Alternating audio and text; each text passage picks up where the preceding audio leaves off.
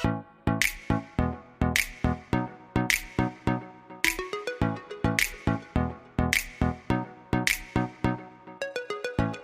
there, Legal Tea listeners. This is your host, Jenny Roselle.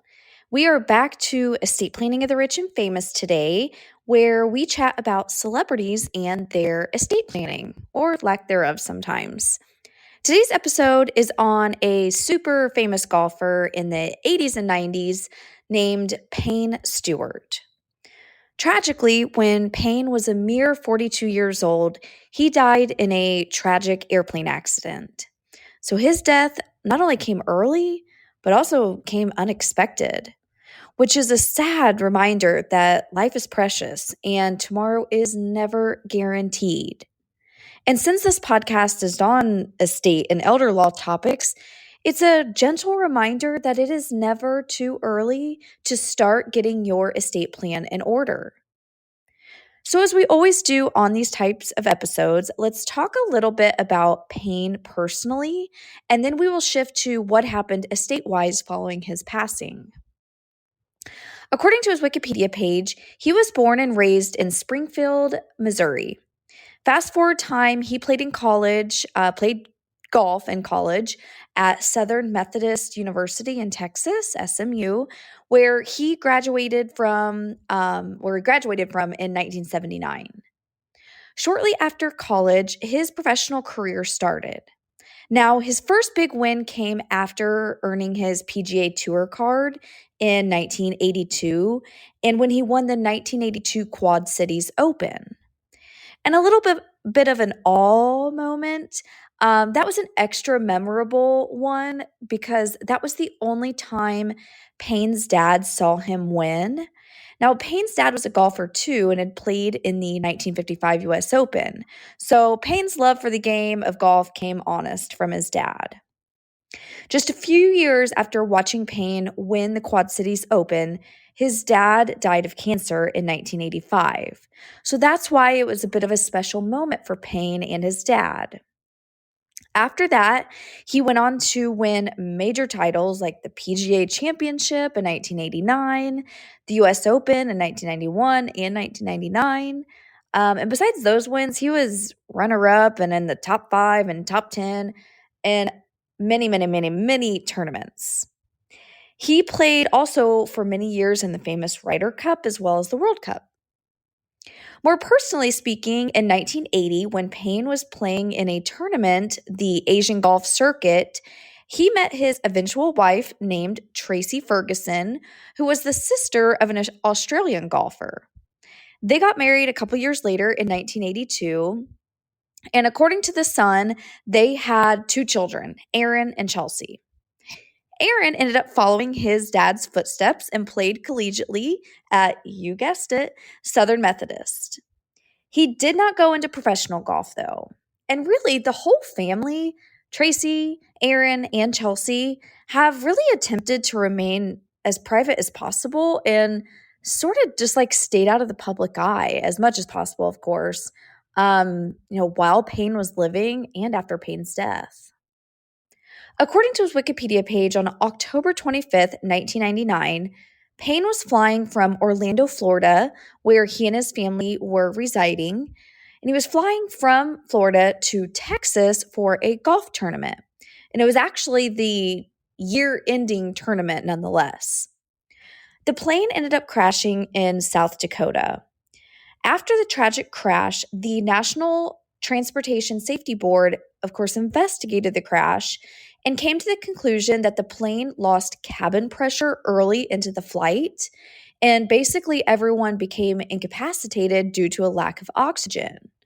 The plane continued to fly on autopilot until it ran out of fuel, and that's when it finally ended up crashing in South Dakota, killing everyone on board. At the time of Payne's death, many would argue he was at the height of his career. And according to Wikipedia, he was at that time ranked 3rd in the all-time money list, like ranked in the, not only on that list, but also ranked in the top 10 of the world's golf rankings, etc. So that, of course, came with a little bit of career earnings, as in exceeding like $12 million. So, shifting to what happened estate-wise following Payne's death, according to Wikipedia, about a year after the tragic plane crash, Tracy, his widow, and Aaron and Chelsea, their two kids, filed a lawsuit against Learjet, who is the airplane manufacturer, also against Sunjet Aviation, who is the flight operator, and also against JetShares One, who is the owner of the airplane. Now, of note, this lawsuit was also brought by the family of Robert Fraley, who died on the flight as well. And Robert was Payne's agent. So his family also joined. Sorry, my dog is shaking her head. So his family also joined in the lawsuit. So, because, like I mentioned earlier, that many would argue that Payne was at the height of his career, the attorney for the family, according to an article in the Herald Tribune, calculated Payne could have earned more than 200 million in earnings and endorsements and other ventures had his life and career not abruptly ended. So that's what was at stake with this lawsuit, about $200 million. Now, their argument for their lawsuit was that there was a cracked adapter that caused an airflow valve to detach from its frame. And that is what they say is what caused the loss in cabin pressure. Eventually, after the jury trial concluded, but not until June of 2005, the jurors concluded the defendants had no liability in the deaths of Payne as well as his agent Robert. So, unfortunately for the family, yet fortunately for the aircraft affiliated defendants, the jury did not find in favor of Payne's family. I searched and searched and searched for anything regarding Payne Stewart's estate plan, and I did not come up with anything. And that very, very likely means that most, if not all, of his assets either passed through like joint ownership or beneficiary designations or via trust planning. Regardless, he did something right with his estate plan or financial plan because nothing, regarding, like a lack of a last will and testament or, last will and testament being probated or anything like that made the headlines. And not to mention, he died nearly 25 years ago at this point, which 1999 does not seem like 25 years ago, but alas, here we are.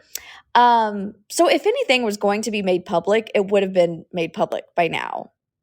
So at this point, we are very, very, very likely not going to learn anything ever about Payne's estate plan unless at Tracy's passing, his widow, maybe we find something out at that point, but that's probably unlikely too. A couple things while we're on Payne's estate that have actually hit the headlines somewhat recently, in 2021 specifically. So, in March 2021, according to ABC News, Tracy, his widow, announced that she was going to be selling more than 200 items from Payne's collection through an auction. She said, quote, "Over the years, so many people have reached out to share how much Payne impacted their lives or the lives of their loved ones. I am pleased to share these items as a reminder of how much Payne enjoyed golf, but even more how much he enjoyed people. And I hope these will become treasured mementos that will inspire and encourage people in the same way Payne lived his life," end quote. The article shared that some of the items were like Payne's badge, like player's badge from the US Open. That's the one, if you're a golf fan, that he made the famous like 15-foot putt on the 18th hole to win. So his player's badge from that event. Various other badges from tournaments, commemorative plates and crystalware from the Masters, golf clubs, cufflinks, clothing, shoes. Those latter items are kind of cool because, as the ABC News article notes, Payne was like famously known for his a little bit of eccentric style sometimes. It was further shared that every item that was purchased would come with a personal letter from Tracy herself. The auction was, to no one's surprise, a success. according to, just to kind of give you an idea, according to the Golf White, Payne's famous 1999 US Open badge that I was just blabbing about, that thing sold for $37,000. I don't think a final figure was ever released of like what the total auction amount ended up being. At least I could not find a final figure, but nonetheless, it was a success. Shortly following the sale of many of Payne's personal collection, another update came later from the same year in 2021 that Tracy was selling the house that her and Payne were building together at the time of his death. And actually, I read somewhere that Payne never got to see the house finished, like the finished product, because of the plane crash. The house is located in Orlando, and I happened to stumble upon the listing of it, like the sale listing, which I will put in the source links for this episode. But it is beautiful. You should absolutely check it out if you like, looking at houses and things like that. It sold in October of 2021 for just over $7 million. Since the sale of the house, Tracy yet again has kind of snuck back into quiet life, and that's clearly her preferred place, and good for her. So this is like celebrity estate planning was a little bit different than some of our last, celebrity estate planning episodes. We just don't know a lot. And the same thing kind of happened many, many, many episodes ago when I did a celebrity estate planning episode on Betty White. There was a whole bunch of nothing out there on Betty's estate plan, just like here with Payne. So then let's talk about the big takeaways from Payne's estate following his death. To me, obviously, I think probably the biggest takeaway is the privacy aspect.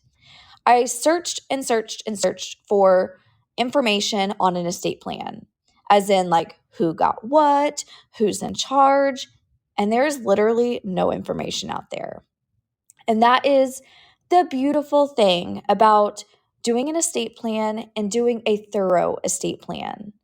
Things can remain private so long as you put the time, money, and energy into good planning.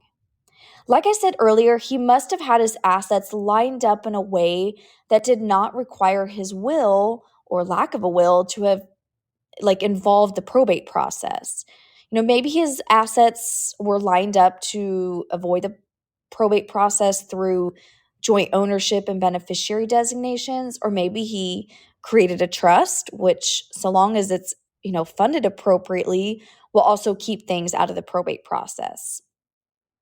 I often hear from my own clients and prospective clients, Jenny, what's the best way for me to avoid probate? Do we need a trust? Do we have enough assets for a trust? And I always answer the same way on most super general questions like this. The answer is always it depends. It depends on a lot, in fact. But first, trusts are not just for the wealthy. I help a lot of clients get trusts in place, and many of my clients are just everyday people.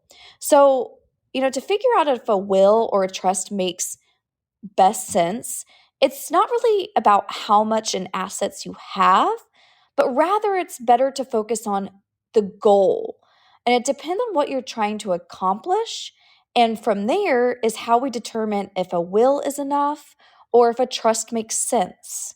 Just remember, it's not about how much you have in assets. Alrighty, let's wrap this episode up and shift to a sneak peek of next week. Next week, we are back to a cautionary tale episode where we either talk about real life clients and real life cases that I or my office have worked on, or they are things that are just generally good things to know and be aware of so that you do not slip up and turn it into a cautionary tale one day. Next week, we're going to talk about how someone may go about picking an attorney to do their estate plan or to help with an elder law issue, kind of like a how to pick a good estate and elder law attorney kind of thing. So tune in for that next week. And until then, Legal Tea listeners, take care and be well.